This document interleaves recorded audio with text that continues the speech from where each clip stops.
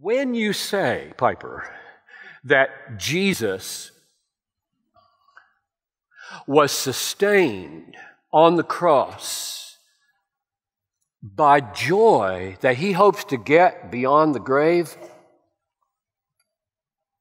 aren't you turning love into another form of selfishness? I mean, he wants to be happy. So, in wanting to be happy, he goes ahead and endures the cross.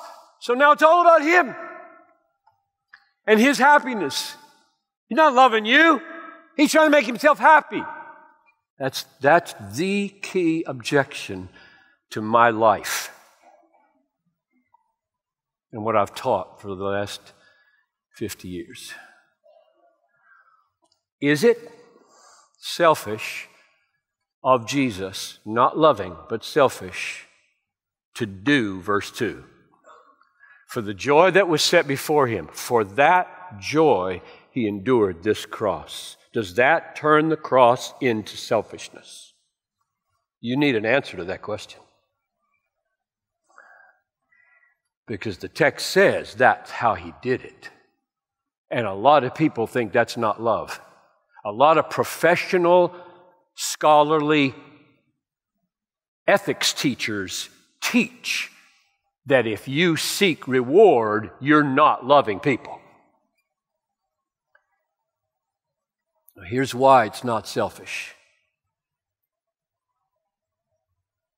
Selfishness is the use of people, the exploitation of people to achieve your own ends without regard to whether it benefits them.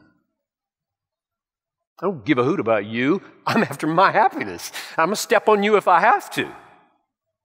That's selfishness. Love doesn't forsake the pursuit of happiness in God.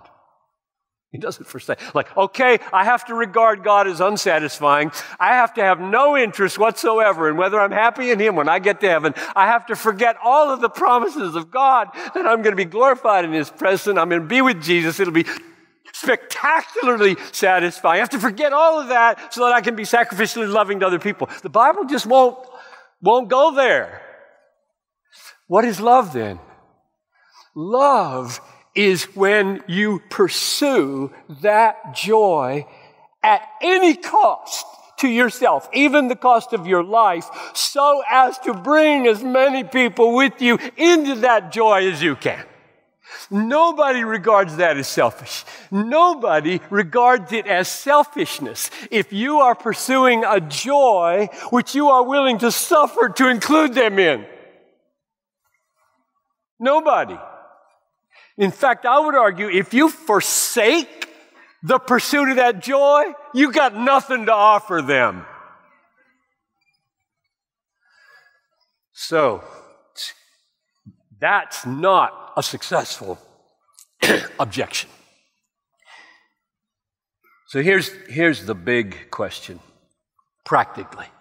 Okay, if you're onto something here, Piper, like if you're right that the most beautiful, perfect, glorious person in the universe, the Son of God, Jesus Christ, finished his marathon, loved people for the joy that was set before him. He was sustained by that joy. Was there any joy on the marathon? Or is it just out there? Like here, no joy, just suffering. And out there, spectacular, all-satisfying joy in the future. How can you be sustained in the moment when that is having no effect on the moment that's a piece of it? Here's what I mean. If I ask, okay, help me, Hebrews.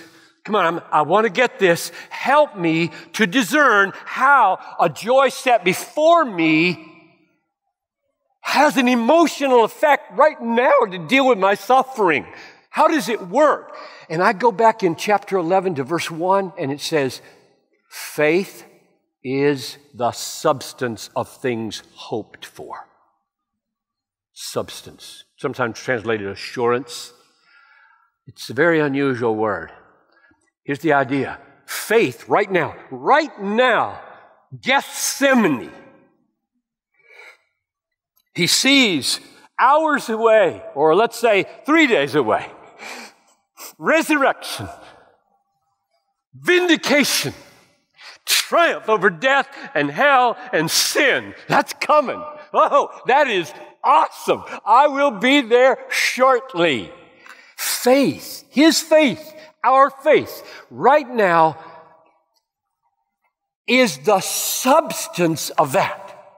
Substance. At least that means taste it, has a piece of it, right?